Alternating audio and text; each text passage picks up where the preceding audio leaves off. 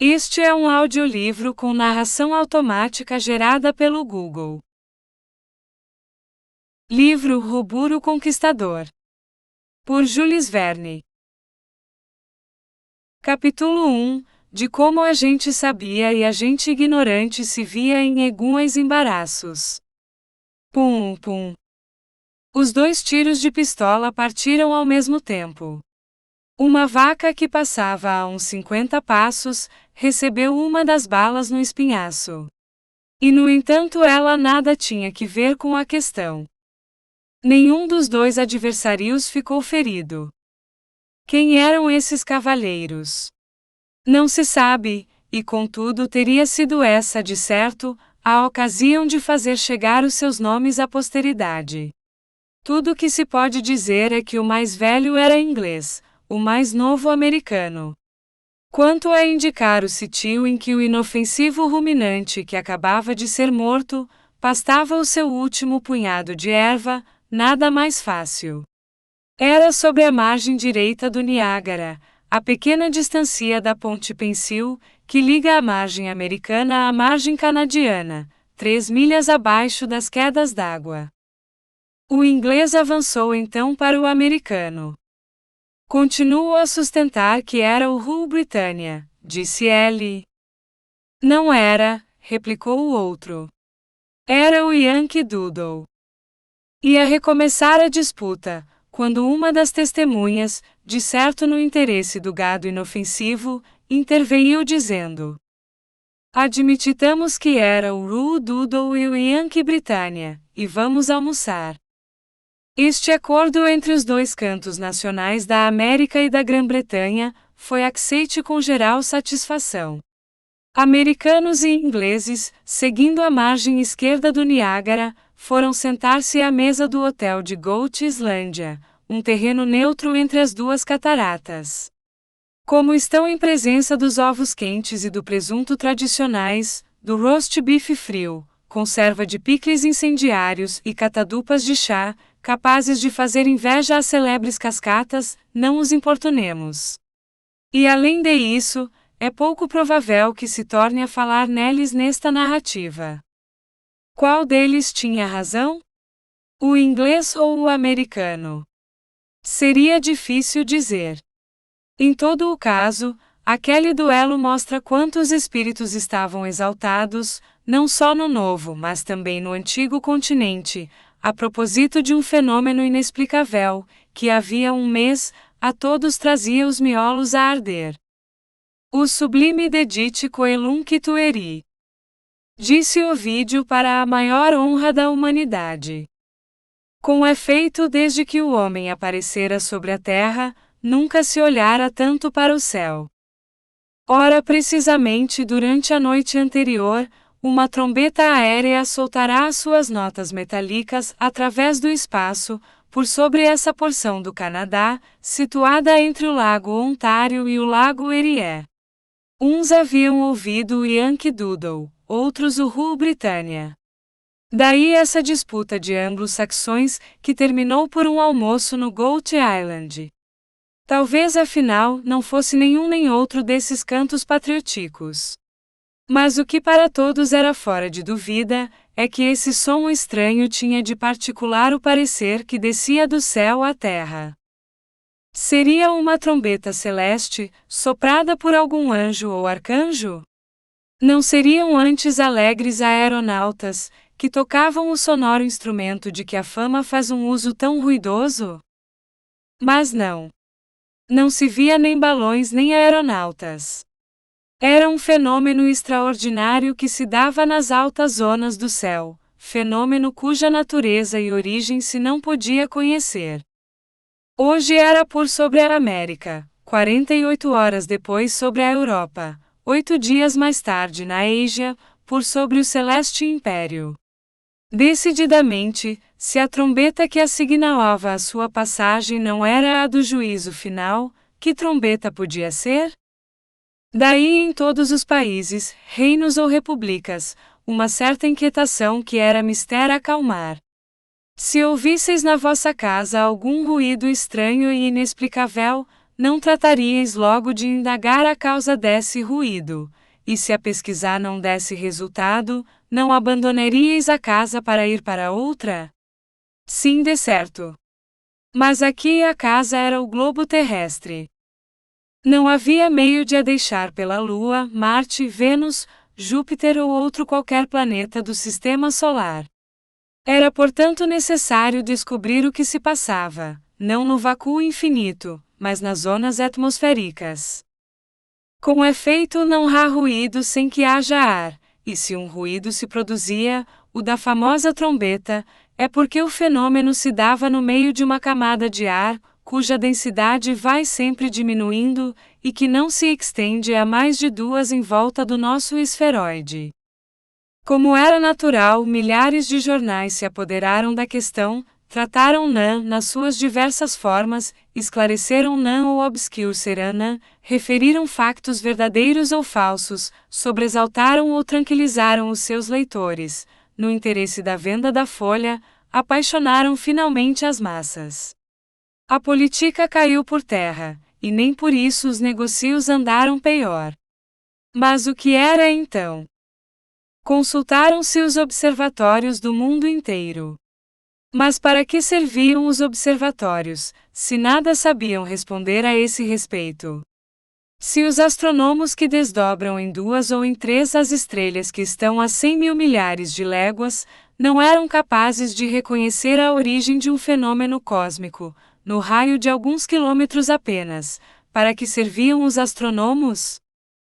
De modo que não se faz ideia acento agudo a da quantidade de telescópios, de óculos, de binóculos, de monóculos, de óculos de ver ao longe, que estavam apontados para o céu, e de olhos que estavam aplicados ao ocular dos instrumentos, de todos os alcances e de todas as grossuras, durante essas belas noites de verão. Talvez centenas de mil pelo menos. 10 vezes, 20 vezes mais que de estrelas se contam a olho nu na atmosfera celeste. Não. Nunca um eclipse observado simultaneamente em todos os pontos do globo atraíra tanto a atenção. As observações responderam, mas de um modo insuficiente. Cada qual deu a sua opinião, mas diversa. Daí uma guerra intestina no mundo douto, durante as últimas semanas de abril e as primeiras de maio.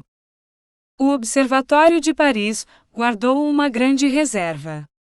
Nenhuma das secções se pronunciou. Na repartição de astronomia matemática não se tinham dignado observar.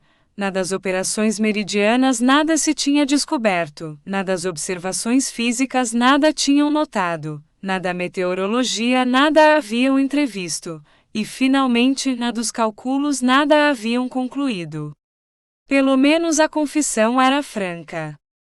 A mesma franqueza houve da parte do Observatório de Montsouris, na estação magnética do Parque Saint-Maur. O mesmo respeito pela verdade na repartição das longitudes. Decididamente francês quer dizer franco. A província foi um pouco mais afirmativa. Talvez na noite de 6 a 7 de maio tivesse aparecido um clarão de origem elétrica, cuja duração não tinha passado de 20 segundos. No Pico do Sul, aquele clarão mostrara-se entre as 9 e as 10 da noite. O Observatório Meteorológico do Puy-de-Dôme tinha o apanhado entre a 1h e as 2 da manhã, no Monte Vento na Provença, entre as 2 e as 3 horas, em Nice, entre as 3 e as 4, finalmente em Seminoz-Alpes, entre a Ney e o Bourget e Le Mans, no momento em que a aurora dourava o zênite. Evidentemente não eram para desprezar estas observações em globo. Era fora de dúvida que aquele clarão foi observado em diversos pontos, sucessivamente, no intervalo de algumas horas. Portanto, a OL se produzia em uns poucos de focos, percorrendo a atmosfera terrestre, ou então se era devido a um fosso único, é porque esse fosso podia mover-se com uma velocidade que devia alcançar pelo menos 200 km por hora. Mas quem é que vira ainda durante o dia uma coisa tão anormal na atmosfera? Ninguém.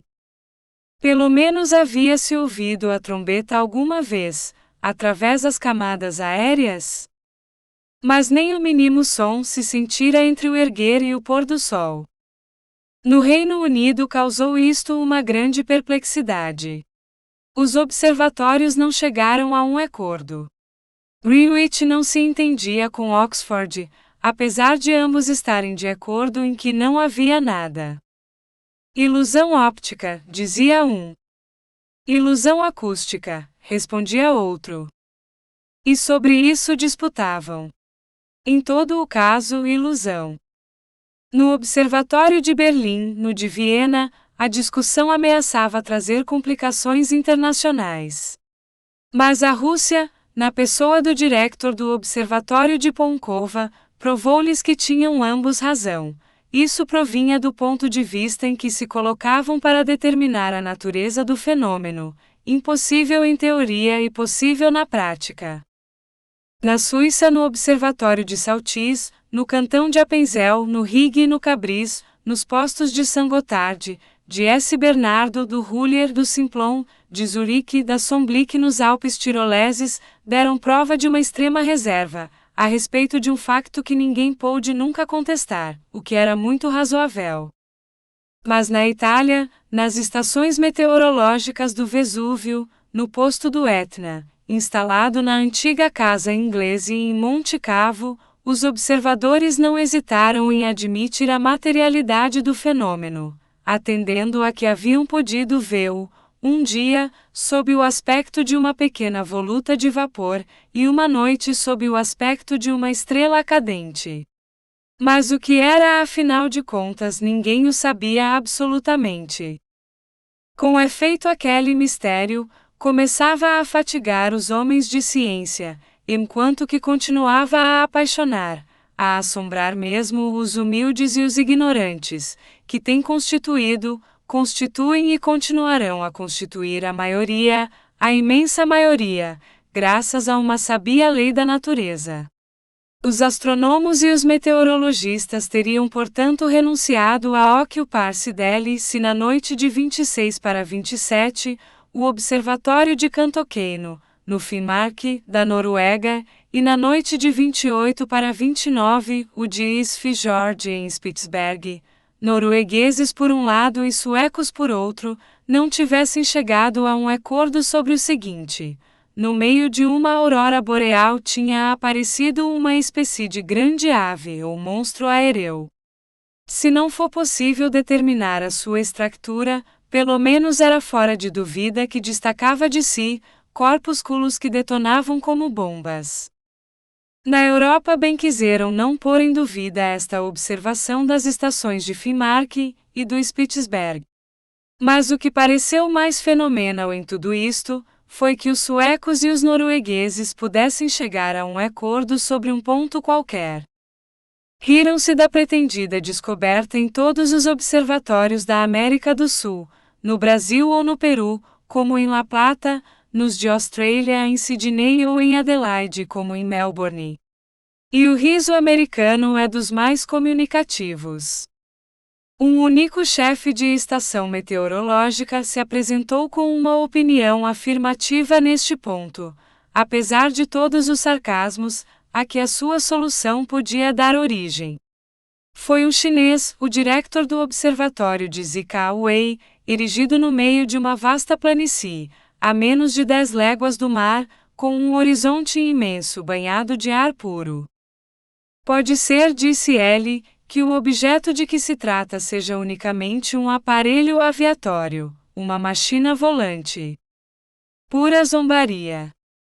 Mas se as controvérsias tinham sido vivíssimas no antigo continente, imagine-se o que seria nessa porção do continente novo, de que os Estados Unidos ocupam o mais vasto território.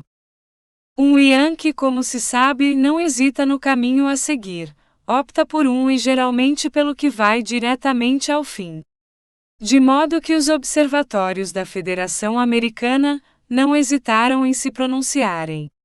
Se não atiraram com os óculos à cara uns dos outros, é que teriam de os substituir, na ocasião em que mais necessidade tinham de se servirem deles. Nesta questão tão controversa, as observações de Washington no Distrito de Colômbia e no de Cambridge, no estado de Duna, foram de encontro às de Ann Arbor, no Michigan.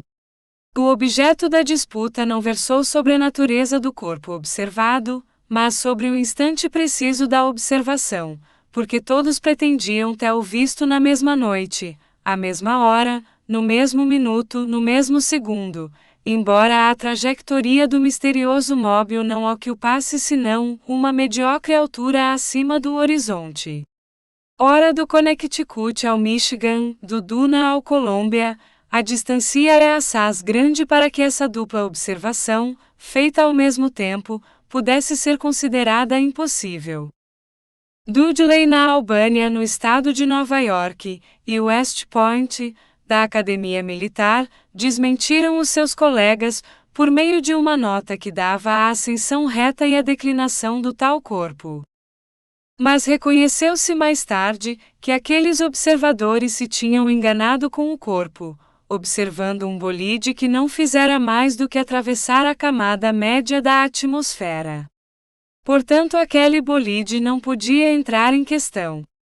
Além de isso, como é que aquele bolide podia tocar trombeta? Quanto a esta trombeta, em vão buscaram lançar a sua ruidosa fanfarra à conta de ilusões acústicas. Nem os ouvidos nem os olhos enganavam. Tinham visto, tinham ouvido perfeitamente. Na noite de 12 para 13 de maio, noite sombria, os observatórios de Yale College na Escola Científica de Sheffield tinham podido transcrever alguns compassos de uma frase musical, em Ré maior, a 4 tempos que dava nota por nota, ritmo por ritmo, o estribilho do Chant du Départ. Bem, responderam os chocarreiros, é uma orquestra francesa que toca no meio das camadas aéreas. Mas Graciar não era responder. É o que fez notar o Observatório de Boston, fundado pela Atlantic Iron Works Society, cujas opiniões sobre questões de astronomia e de meteorologia começavam a constituir lei no mundo científico. Interveio então o Observatório de Cincinnati, criado em 1870 sobre o Monte Lookout, graças à generosidade do Sr. Kilgore, e tão conhecido pelas suas medidas micrométricas das estrelas duplas. O seu diretor declarou na mais completa boa-fé que havia o quer que fosse, que um objeto qualquer se mostrava em tempos assaz próximos em diversos pontos da atmosfera, mas que sobre a natureza daquele objeto, as suas dimensões, a sua velocidade, a sua trajetória, era impossível dizer nada. Foi então que um jornal cuja publicidade é numerosa, o New York Herald, recebeu de um assignante a seguinte comunicação anônima. Está ainda na lembrança de todos a rivalidade que trouxe em conflito, há alguns anos, os dois herdeiros da Begum de Radinara, esse doutor Frances Sarrazin, na cidade de Franceville, e o engenheiro alemão Herr Schultze, na cidade de Stahlstadt, situadas ambas na parte sul do Oregon, nos Estados Unidos. Também se não devem ter esquecido que, no intuito de destruir Franceville, Herr Schultze lançou um formidável aparelho que devia cair sobre a cidade francesa e aniquilá-la de um só golpe. Ainda menos se terão esquecido de que esse aparelho, cuja velocidade inicial, ao sair da boca do canhão monstro, foi mal calculada, foi levado com rapidez superior a 16 vezes a dos projetis ordinários, isto é, 150 léguas por hora, que não tornou a cair sobre a Terra e que, passado a estado de bolide, circula e deve circular eternamente em volta do nosso globo. E por que não será esse o corpo em questão, cuja existência se não pode negar? Muito engenhoso era este assignante, do New York Herald. E a trombeta? Não levava a trombeta o projétil de Herr Schultze. Portanto, todas essas explicações não explicavam nada, todos esses observadores observavam mal. Restava, contudo, a hipótese proposta pelo diretor de Zika Wei. Mas a opinião de um chinês. Não se imagine que o público do Antigo e Novo Mundo acabou por se cansar. Não, as discussões continuaram cada vez mais, sem chegarem a um acordo. E contudo, houve um prazo de espera. Passaram-se alguns dias, sem que o objeto bolide ou qualquer outro fosse visto, sem que nenhum som de trombeta se ouvisse no ar. Teria o corpo caído em algum ponto do globo, onde fosse difícil encontrar-lhe os vestígios, no mar, por exemplo? Jazeria nas profundezas do Atlântico, do Pacífico, do Oceano Índico? O que dizer a este respeito? Mas entre 2 e 9 de junho, uma série de factos novos se deram, cuja explicação, só pela existência de um fenômeno cósmico, seria impossível.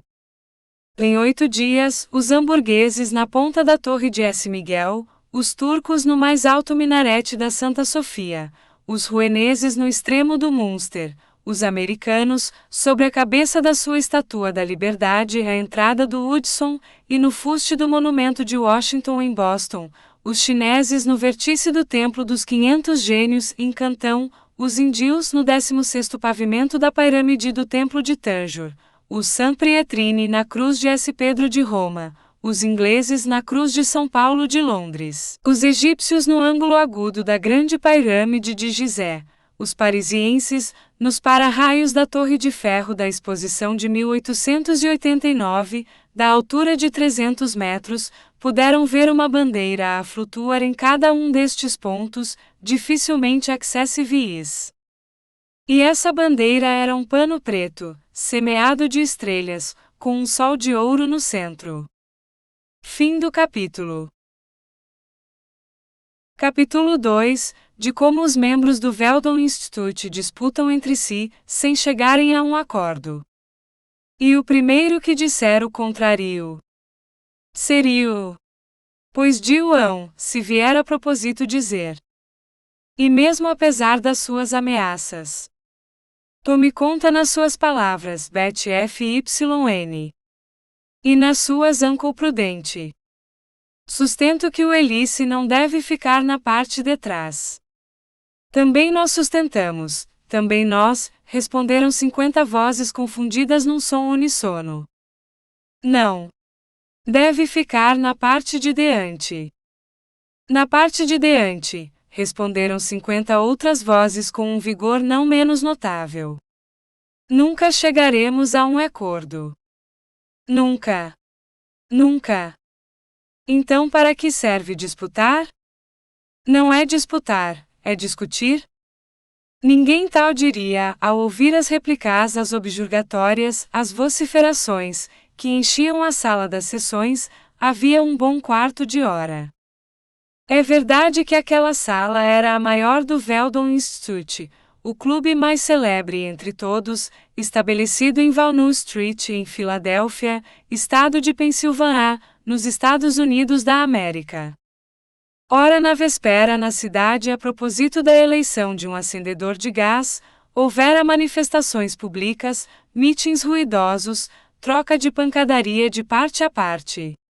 Daí uma efervescência que não estava ainda serenada, e de onde provinha talvez aquela sobreexcitação, manifestada pelos membros do Veldon Institute. Contudo não passava de uma reunião de balonistas discutindo a questão ainda palpitante, mesmo naquela epocha, da direção dos balões. Passava-se isto numa cidade dos Estados Unidos, cujo desenvolvimento foi ainda mais rápido que o de Nova York, de Chicago, de Cincinnati e de S. Francisco, uma cidade maior que Berlim, Manchester, Edimburgo, Liverpool, S. Petersburgo, uma cidade finalmente, que conta hoje cerca de 1.200.000 almas, e passa por ser a quarta cidade maior do mundo, depois de Londres, Paris e Nova York. Filadélfia é quase uma cidade de marmoré, com casas em grande estilo e estabelecimentos públicos sem rivais. O mais importante de todos os colégios de Nova York é o Colégio Girardi, e está em Filadélfia. A maior ponte de ferro é a ponte lançada sobre o rio Schuylkill, e está na Filadélfia. O mais belo templo da franco-maçonaria é o templo maçônico, que está em Filadélfia. Finalmente, o maior clube dos adeptos da navegação aérea está em Filadélfia. E vamos visita-o nesta noite de 12 de julho, que lhe acharemos algum interesse.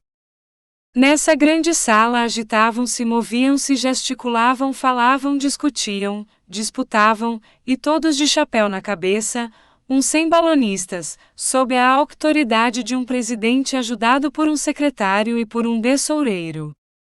Não eram engenheiros de profissão, eram simples amadores de tudo que diz respeito à aerostática, mas amadores façanhudos, e particularmente inimigos dos que desejam opor aos aerostatos os aparelhos mais pesados que o ar, machinas volantes, navios aéreos e o mais.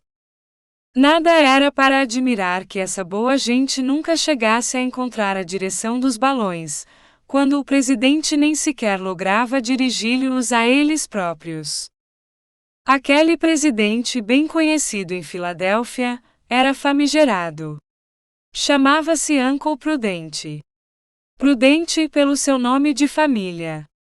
Quanto ao qualificativo Uncle, não era para admirar na América, onde se pode ser tio sem ter sobrinho nem sobrinha. Tio entre eles, como noutras partes se chama pai, a determinadas pessoas que nunca exerceram a missão da paternidade. Tio Prudente era uma personagem importante, e a despeito do seu nome, era citado pela sua ousadia. Riquíssimo, o que não faz mal a ninguém, mesmo nos Estados Unidos. E como não havia de ser rico, se possuía uma grande parte das ações do Niagara Falls. Foi naquela ocasião fundada uma sociedade de engenheiros, em Buffalo, para explorar as cataratas. Excelente negócio. Os 7.500 metros cúbicos que o Niágara verte por segundo, produzem 7 milhões de cavalos a vapor. Aquela força enorme distribuída por todas as oficinas estabelecidas num raio de 500 quilômetros, dava anualmente uma economia de 500 milhões de francos, cuja uma parte entraria nas caixas da sociedade e em particular nas algibeiras de Uncle Prudente. Além disso, era solteiro, vivia modestamente, tendo por único pessoal doméstico o seu criado Fricolin, que aliás não merecia estar ao serviço de um homem tão audacioso. Radestas anomalias. Está claro que Uncle Prudente tinha amigos visto ser rico, mas tinha também inimigos por ser presidente do clube, e entre esses inimigos contava todos os que invejavam essa situação. Entre os mais encarniçados, deve-se citar o secretário do Veldon Institute. Era Phil Evans, riquíssimo também porque dirigia a Walton Watch Company, importante armazém de relógios, que fabrica por dia 500 movimentos mecânicos, e lança no mercado produtos comparáveis aos melhores da Suíça. Phil Evans poderia passar por um dos homens mais felizes do mundo e mesmo dos Estados Unidos, se não for a situação de Uncle Prudente. Como ele tinha 40 anos, tinha como ele uma saúde a toda a prova, como ele uma audácia indiscutível, como ele, pouco desejo de trocar as vantagens certas do celibato pelas dúvidas do casamento. Eram dois homens talhados para se compreenderem, mas que não se compreendiam, e ambos de uma extrema violência de caráter, um a quente, o Uncle Prudente, outro a frio, Phil Evans. E como é que Phil Evans não foi nomeado presidente do clube? Os votos tinham se dividido por igual entre Uncle Prudente e ele. 20 vezes se procedeu ao escrutínio, e 20 vezes não se pudera estabelecer a maioria nem por um nem por outro. Situação embaraçosa, que poderia durar mais que a vida dos dois candidatos. Um dos membros do clube propôs então um meio de se dividirem os votos. Foi Gensip, o tesoureiro de Veldon Institute. Gensip era um vegetariano convicto, ou por outra um desses leguministas, dos que proscrevem todo o alimento animal e líquidos fermentados, meio brahmanes, meio muçulmanos, um rival dos Nefman, dos Pitman, dos Ward e dos Dave, que tem ilustrado a seita desses maníacos inofensivos. Nesta ocorrência, Jane Sip foi sustentado por um outro membro do clube, William T. Forbes, diretor de uma grande oficina, onde se fabrica a glucose, tratando os trapos por meio do ácido sulfúrico. Esperamos que você tenha gostado desta prévia. Para continuar ouvindo este audiolivro no Google Play Livros, use o link na descrição do vídeo.